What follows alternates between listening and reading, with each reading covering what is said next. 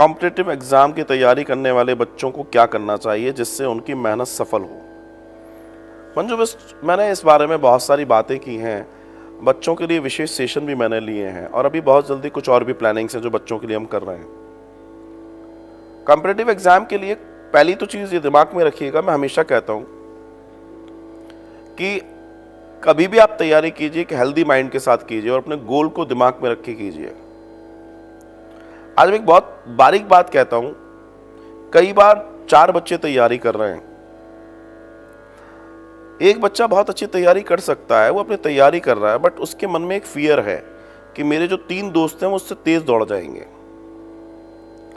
और नॉर्मली वो पूरी तैयारी तो कर रहा है पर उसके दिमाग में उसके गोल से ज्यादा वो 3 व्यक्ति हैं, इसलिए वो कभी सफल नहीं हो पाता सब कुछ जानते हुए, बिकॉज गोल डिस्टर्ब हो गया। If you want to definitely achieve your goal, you just do one thing, you just focus on your goal always, and अगर आपने वो कर लिया तो जीवन में आज तक ऐसा कभी किसी के साथ नहीं हुआ कि किसी ने अपने गोल पर 100% काम किया और उसको ना मिला हो। So first of all those students जो कॉम्पिटिटिव एग्जाम की तैयारी करते हैं या कोई भी तैयारी करते हैं, मैं उनसे हमेशा एक चीज़ कहना चाहता हूँ, हमेशा प्रसन्न रहिए। और एक बात और ध्यान रखना, आप कितनी भी एग्जाम आदि की तैयारी कर रहे हैं, आप तब तक कीजिए जब तक आपके अंदर थकान नहीं है। जैसे ही थकान आने लगे अपने आप को रिफ्रेश कीजिए, आप पढ़ाई के टेबल से अपने आप को हटा लीजिए। थकान में पढ़ा हुआ कोई भी कार्य आपके मतलब का नहीं है, ना आपको कभी वो मिलने वाला है। आप 2 घंटे पढ़ रहे हैं लेकिन आप फ्रेश माइंड से पढ़ रहे हैं, आप अच्छे मूड से पढ़ रहे हैं, वो आपको याद रहेगा, वो आपके काम का है। अब आप 10 घंटा पढ़ रहे हैं जिसमें से 6 घंटा ऐसे हैं जो आपने बर्डन में पढ़ाई की है, वो आपके काम की नहीं है। दूसरा, जो लोग कंपटीशन में बैठ रहे हैं वो इस चीज का जरूर ध्यान दें कि उनका सोना भी पर्याप्त हो और जागना भी पर्याप्त हो। जो लोग कॉम्पिटिटिव एग्जाम में बैठ रहे हैं वो थोड़ा 5, 10, 20 मिनट ईश्वर का ध्यान जरूर करें। और मैं एक बात और बताऊं आपको, बच्चों को मैंने स्पेशली बोला है, अगर कर सके तो छोटा सा चित्र हनुमान जी का और छोटा सा चित्र मां सरस्वती का, ये 2 उनकी टेबल पे जरूर होना चाहिए। ध्यान रखिएगा, ये आप में असीमित ऊर्जा भर देने वाले 2 चित्र हैं, क्योंकि जब आप अपनी स्टडी टेबल पर बैठेंगे तो आप इन दोनों को जरूर देखेंगे, प्रणाम करेंगे। और ये अष्ट सिद्धि नवनिधि के दाता हैं और वो विद्यादायिनी है, वो ज्ञानदायिनी है। और जब इन दोनों की ऊर्जा समाहित होगी तो आपका कल्याण जरूर होगा। अपने गोल्स, अपने टारगेट्स को लिखिए सामने एंड उनको पढ़िए, आप सक्सेस हो जाएंगे। सफलता किसी से भी अछूती नहीं है, बनस्पत की आप सफलता को सहजता से स्वीकार कर लेना कि उसको फोबिया बनाए। ज्यादातर लोग उसको फोबिया लेते हैं, ज्यादातर लोग उससे डर जाते हैं, ज्यादातर लोग नहीं, ओ की क्या बात है।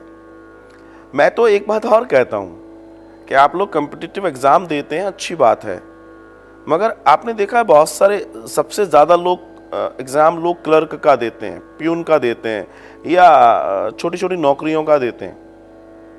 आप मेहनत उतनी ही करते हैं, लेकिन आपके साथ बैठने वाले 50 लाख विद्यार्थी हैं जो कंपटीशन दे रहे हैं। जब मेहनत ही उतनी कर रहे हो, उतने घंटे पढ़ाई कर रहे हो, तो IAS IFS की क्यों नहीं देते भाई?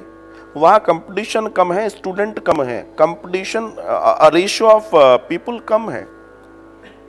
पता है प्रॉब्लम क्या है? प्रॉब्लम यह है कि तुम्हें बताया गया है कि तुम ये नहीं कर सकते, तुम ये कर सकते हो।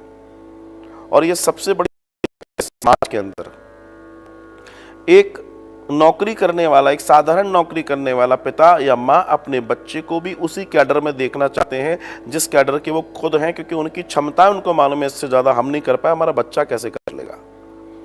तो उसको सिक्योर लाइन दिखाना चाहता है, बेटा तू क्लर्क का एग्जाम दे दे, बेटा तू ये वाला फॉर्म भर दे, बेटा तू ये कर ले।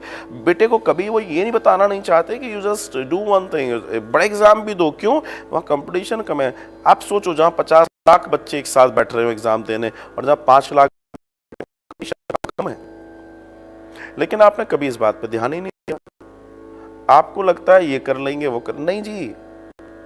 आपकी तैयारियां, अगर तैयारियां मीन्स स्टडी आवर सेम है, आपकी ट्यूशन सेम है, फिर आप क्यों नहीं करते बड़े एग्जाम की तैयारी, बड़े ओहदे की तैयारी?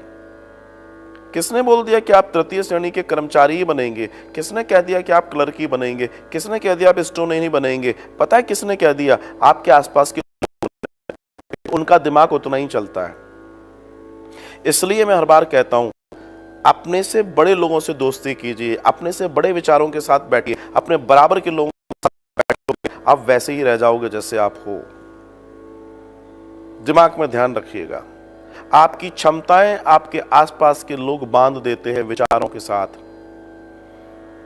आप में आसमान में उड़ने की क्षमता, कभी आप अपने पैरों का उपयोग नहीं करते, जमीन पर रेंगते हैं वो लोग पर होने के बावजूद, क्योंकि अपनी क्षमताओं का आंकलन नहीं किया। हर इंसान के अंदर पूरी पूरी क्षमताएं परमात्मा ने दी हैं, बस आप उसको देखिए और समझिए। जीवन में हर व्यक्ति के पास एक महान काम करने की गुंजाइश है, लेकिन समस्या यह है कि उसका राय मंत्री कौन है, उसको राय कौन दे रहा है। And point is very important for a life. Who is your advisor? Who is your advisor? और वो एडवाइजर अगर कमजोर है तो आपके जीवन कमजोर बनेगा, अगर वो एडवाइजर मजबूत है तो आपका जीवन मजबूत बनेगा। ध्यान रखिएगा इस बात को। तो एडवाइजर मजबूत रखिए, एडवाइजर पर काम कीजिए। हर किसी की सलाह नहीं, अच्छे विशेष सक्सेसफुल लोगों की सलाह पर काम कीजिए, आपका जीवन महान बन जाएगा। आप जो हैं महान हो जाएंगे। आपके माथे पर नहीं लिखा कि आप ये नहीं कर सकते। आपके साथ परमात्मा ने कोई मेन्यू कार्ड नहीं भेजा है कि आप ये कर सकते हो या नहीं कर सकते। ईश्वर ने सबको पूरे मौके दिए हैं, आप अपनी स्वेच्छा से अपने जीवन का निर्माण करते हैं।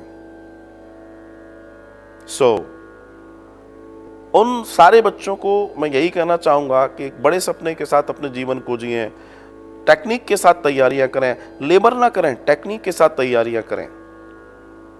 जिन चीजों को आप आसानी से कर सकते हैं पहले उनकी तैयारी कर लें, फिर कठिन चीजों की तैयारी करें। जिन चीजों को आप आसानी से सॉल्व कर सकते हैं एग्जाम में भी, उसको पहले सॉल्व करें, बाकी बनस्पत दूसरी चीजों को। आप देखिएगा काम हो जाएगा। मैंने देखा बहुत सारे बच्चे जब इंटरव्यू में बैठते हैं तो कांप जाते हैं। इंटरव्यू में वो पास, क्योंकि वो पढ़ तो रट लिया उन्होंने, रट के वो लोग नंबर तो ले आए, लेकिन जब वो इंटरव्यू देने जाते हैं तो वो लोग वहां पर दब जाते हैं, मीन्स वो नहीं दे पाते। क्यों? उनके मन में फोबिया होता है, न जाने क्या पूछ लेगा। सो बी प्रिपेयर अबाउट इट। वो जो भी पूछेगा मैं उसका जवाब देने के लायक बना हूं, अपने मन में। जब किसी कैबिन में किसी बच्चे को बुलाया जाता है कि यस उसका नाम आता है तो वो थोड़ा सा दब जाता है, कंधे झुक जाते हैं उसके। दरवाजा खोलता है तो बहुत बहुत बहुत बहुत नॉर्मल वे में और डरे हुए, न जाने कौन बैठा होगा, क्या होगा, मैं आई कम इन सर। और आपने जब ये कहा मैं आई कम इन सर, समझ लो उन्होंने कहा cross, because your first body language is very weak and everything depend on your body language. Everything. आप कितने नंबर ले आइएगा, आपके 99% वैल्यू नहीं करते अगर आप में बॉडी लैंग्वेज नहीं है तो, लेकिन आपके 50% भी वैल्यू करते हैं अगर आपकी बॉडी लैंग्वेज स्ट्रांग है। ध्यान रखिएगा। And the person is coming and he is saying may I come in sir? वो कहेगा यस कम। अब नॉर्मल बच्चा गया अंदर भी घुस गया और उसके अंदर फोबिया है तो वो बैठने जाएगा, जिसके पहले कि वो कहे उसके पहले आप कहो मैं आई सेट। कॉन्फिडेंस दिखाओ अपना। भाई तुम ये क्यों सोच रहे हो कि तुम इंटरव्यू देने गए हो, तुम ये सोच के क्यों नहीं जाते कि तुम इंटरव्यू लेने जा रहे हो। जैसे ही आपने थॉट चेंज किया कि मैं इंटरव्यू लेने जा रहा हूं, 4 लोगों का एक साथ लूंगा, व्हेन यू नो इट कि 4 पर्सन बिहाइंड इट, 4 लोग बैठे हैं वहां पर पीछे, पता तो पड़ ही जाता है या जो भी होगा। So you just make your mind like this कि I am going to take this interview. बस फिर देखिए मजा आ जाएगा। आप फिर बॉस बन के उसको लीड करेंगे और आपका इंटरव्यू अच्छा चला जाएगा। लेकिन आप जब दब कर ओ मेरा सिलेक्शन होगा कि नहीं होगा। अरे नहीं होगा, होगा, इससे क्या फर्क पड़ता है। कोई एक ही जिंदगी है, बैठकर जीवन जीना है। आयाम बहुत हैं इस पूरी दुनिया में, तुम अपने आयामों को निश्चित करो, डर किस बात का। तो मेरा उन सब बच्चों को यही कहना है, अपने हौसले को बढ़ाओ, बड़े सपने देखो, पर काम करो, और किराए के सपनों के साथ मत जियो, किराए के गोल्स मत बनाओ, अपने खुद के गोल बनाओ।